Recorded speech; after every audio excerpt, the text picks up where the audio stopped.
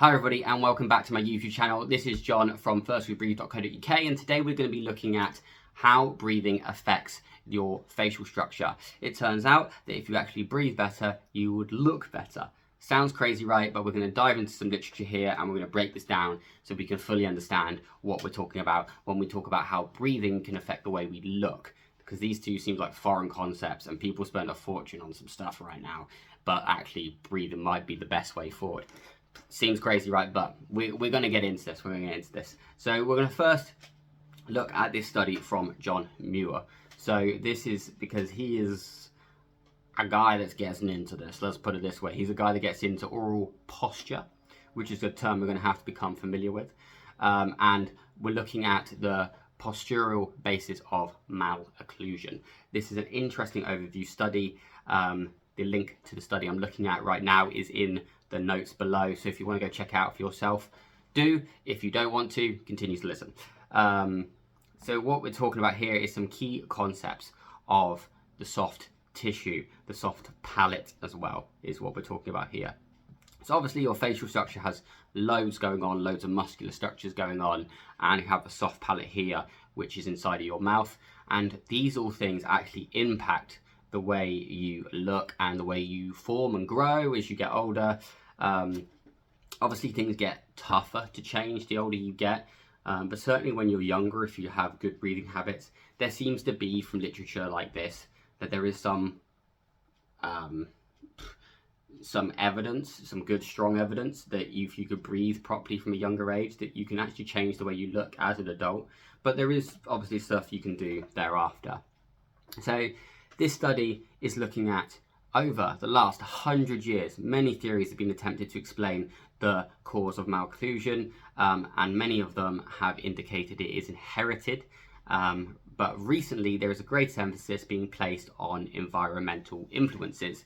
So what he's talking about here is that for a long time, when we talk about facial structure or narrowing of airways and pathways for the airways, is you're talking about this as an inherited feature. So your mum, your dad, someone has this smaller, thinner jawline, or weaker jawline, people to call it, or a stronger jawline, or a different shaped nose or nose cavities.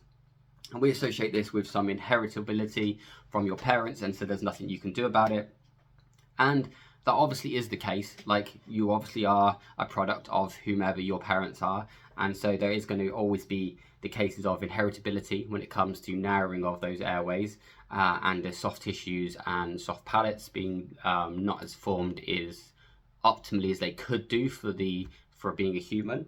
But that is but what they're looking at now is that there is more environmental factors that we didn't before give a lot of credence to. So I mean, that's pretty interesting, and it certainly opens the debate up about how we're breathing and how we're breathing from a young age, which I think is quite interesting.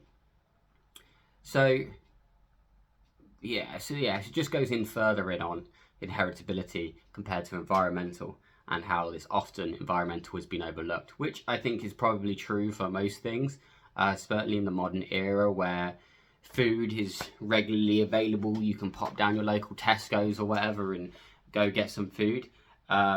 And the diets have changed over the centuries, so people eat probably less tough foods now. A lot of the food we have is ultra processed and comes all packaged up to the hilt, and is not requiring us to chew as much as it would do before. So stuff like that obviously is going to change, because we know that if you chew a lot, if you have a lot of tough foods, this changes the way you look as well, changes the jawline, because it changes the muscular structure in those jaws. So this is something else we know, is that people aren't chewing as much as they used to before, or having soft bready diets that aren't doing us any good apparently. So yeah, again, we're not going to bang on about nutrition here, but we're certainly going to talk about some highlights here of this study. So let's just go. I'm going to go through 3 key points I've listed here, so bear with me as I try and read these out to you as conversationally as possible. Most have stated that the inheritability is greater and more frequent than emphasized in previous studies. and this includes the way we have oral posture and the use of oral posture at a younger age, and thus how the oral soft tissues form. We also know to an extent that the soft tissues that do cause malocclusions are inherited, but there is also strong evidence now that this is influenced via environment as well as inheritability. So, meaning it's trying to say is that you might have genetic markers that mean you are predisposed to a certain formation of your facial structure, but you don't have to go down that direction, but you do because of your environmental factors, that you're not breathing well, so you lean into those genetics even more than you would have done compared to someone that doesn't have the same genetics as you. I don't know if I cleared that up at all, but I hope that all makes sense. And this article that we're looking at is a review, is a philosophical review, so it's not a scientific review. When you start to get into facial structures and stuff, there's obviously studies and things to look at this, but you're also looking a lot in terms of anthropology and human evolution and stuff like that. So then there becomes some form of philosophizing, hypothesizing to what may have caused that. But there is a lot of strong evidence, like this is indicating, and this is talking about, that this comes from your environment, not just from your inherited genes. So overall, it emphasizes that there is a certain prove it element in the environmental structure, and that this is being proved now more and more often, as the leader of this article, Dr. John Muir, indicates, and other things as well. I mean, there's there's another good book called Jaws, which I strongly recommend if you want to get into facial structure, oral posture and stuff like that. There's a book called Jaws, which is super interesting in terms of the breakdown of how your respiratory system is forming in relation to that facial structure. Now, forewarning, it is a more academic read in terms of leaning more into that university style of book compared to something that's maybe accessible on a kind of casual reading level. But it is worth getting through that book and reading it, because it does have some very interesting things, especially if you're younger or you've got young children. It's very interesting to see how they're forming, because I don't know about you guys, but I mean, I had braces as a child. I know a lot of people that had braces as children, and a lot of people that got braces as adults as well. And not to say that kind of dentistry and what do they call people that put on braces? Comment that below. What the people fit braces called? But those people, not to say that they don't have a place in society and they're not doing something that is necessary, but there might be a certain proportion of those, even if it was 1% of those patients, that actually could avoid that cost of time, avoid being ridiculed at school. You might be made fun of at school for having braces, by just the parents just improving, or the child just improving the way they breathe from a younger age. Pretty interesting, really, when you think about it. In that book, Jaws, which this isn't a book review, but in that book, Jaws, they also talks about how the malformation, the fatiguing of the facial structure comes from using the mouth. Now, all of this, should have said this at the beginning, I suppose, a lot of this comes from using the mouth. If you use the mouth a lot, you have a lot of dominance in mouth breathing, then you have fatiguing of these muscles in the facial structure, and you also have a shrinking of the soft palate on top of your mouth. And this leads to, obviously, the longer eyes, the receding jaw, the kind of thinner face that you see sometimes. And this leads to also a narrowing of the airway at the back here, which can cause, obviously, things like sleep apnea.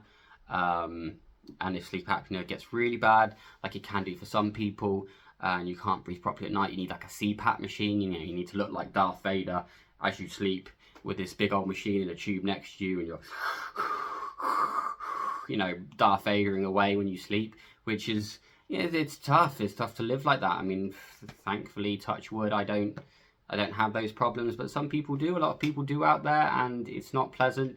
Can't be easy for your partner being sleeping in the bed next to you. I even saw Post Malone sleeps with a CPAP machine. I saw that on the Full Send podcast like a couple of months ago, end of last year or something. So dig that out and listen to that podcast if you want to listen to him talk about having to use a CPAP machine. But anyway, what we're trying to say here is facial posture, mouth breathing, all interrelated. So how do you avoid this? Well, simply use the nose. Using the nasal cavity and keeping the mouth shut, the lips closed, with a nice closure on the lips, nice seal there, can really avoid all of this, can allow you to have a bigger expanse of a soft palate, so allow more room for your teeth, so you don't have to worry about getting them wisdom teeth chucked out and being all drugged up on the internet and saying some crazy stuff. And also it gives you more of a fixed jawline, more of a square to your face rather than having a lot of a narrower, and it stops these sagging of the front of your underneath the eyes as well. So a lot of this is avoided by just using your nose and nasal breathing. I hope that was super interesting. I hope that the stuff I've flashed up here on the screen, once I throw it to the editing process, relates and makes sense. Screenshot that stuff to read it slower. But yeah, hope you've enjoyed this. Hope this video has made sense. I hope it's influenced you to breathe through your nose if you don't already. As always, I hope you want to make sure you like, subscribe, all that good stuff for the algorithm. And yeah, comment below what you think about breathing through your nose, mouth breathing, the way your facial structure looks. Comment anything below and I will get back to you as soon as possible. But yeah, see you all on the next one.